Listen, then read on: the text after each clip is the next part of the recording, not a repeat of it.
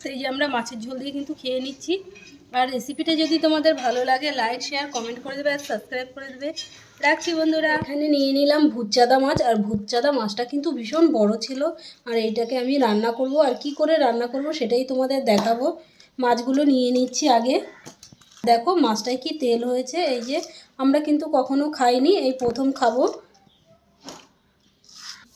নিয়ে নিলাম হলুদ গুঁড়ো, নিয়ে নিলাম এখানে নিয়ে নিলাম দুটো টমেটো, আদা নিয়ে নিয়েছি আর কাঁচা লঙ্কা নিয়েছি। এগুলোকে বেটে নেব। মাছটা ভালো করে মাখিয়ে নিচ্ছি। আর জানো তো আমরা এরপরে না ভিডিও একটাও করতে পারিনি, কারণ আমাদের খুব মানে অসুবিধা যাচ্ছে। আর মানে এত কাজ বাড়িতে, ওর জন্য করতে করতে আর দেখানো হয় না, রান্নার ভিডিও একটাও ছাড়া হয় না। তা ভাবলাম অনেক দিন পরে একটা করে নিই আজকে, তাই তোমাদের দেখাচ্ছি এটা কি করে করব। আর আমি না মাছের ভিতরে একটু তেল দিয়ে দিচ্ছি, যাতে মাছটা না ফুটে গায়ে ছেটে দিচ্ছি। তো এখানে গোটা জিরেটাও নিয়ে নিচ্ছি, এটাকেও বেটে দেবো। কিন্তু আমি একবারে সব মশলাগুলো করে নেব। তেল দিয়ে দিচ্ছি।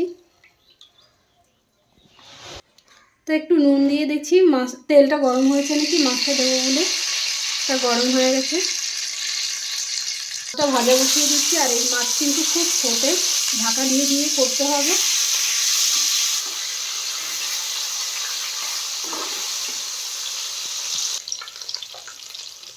তো মাছ ভাজাটা হয়ে গেছে, আর তুলে নিচ্ছি। আর মাছটা কিন্তু খুব ছেটে, তোমরা কিন্তু ঢাকা দিয়ে ভাজবে। দিয়ে দিলাম তেজপাতা ফোড়ন, একটা শুকনো লঙ্কা, গোটা জিরে দিয়ে দিলাম। ভালো করে ভেজে নিচ্ছি। বাটা মশলাটাকে দিয়ে দিচ্ছি। দিয়ে দিচ্ছি কাশ্মীরি লঙ্কার গুঁড়ো, হাফ চামচ হলুদের গুঁড়ো। তো মশলাটা কষানো হয়ে গেছে, আর দেখো তেল বেরোচ্ছে। আর এর ভিতরে মাছটা দিয়ে নেড়ে চেড়ে নেব।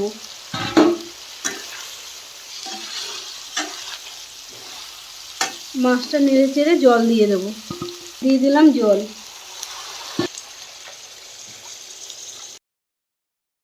নমস্কার বন্ধুরা, তোমরা কেমন আছো? আশা করি ভালোই আছো, আর আমরাও ভালো আছি।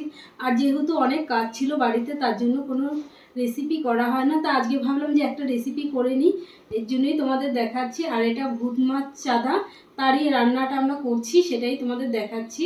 আর কেটে নিচ্ছি ধনে পাতাগুলোকে। ধনে পাতাটাকে একটু কুচি কুচি করে নিই। এই যে মাছের ঝোলটা কিন্তু কত সুন্দর হয়েছে, তোমরা বুঝতেই পারছো। দিয়ে দিচ্ছি ধনে পাতাগুলোকে। আর এরকম করে খেয়েও কিন্তু খুবই ভালো লাগবে তোমাদের। আর মাছটা খুব জ্যান্ত ছিল। তো এই যে ঢেলে নিচ্ছি।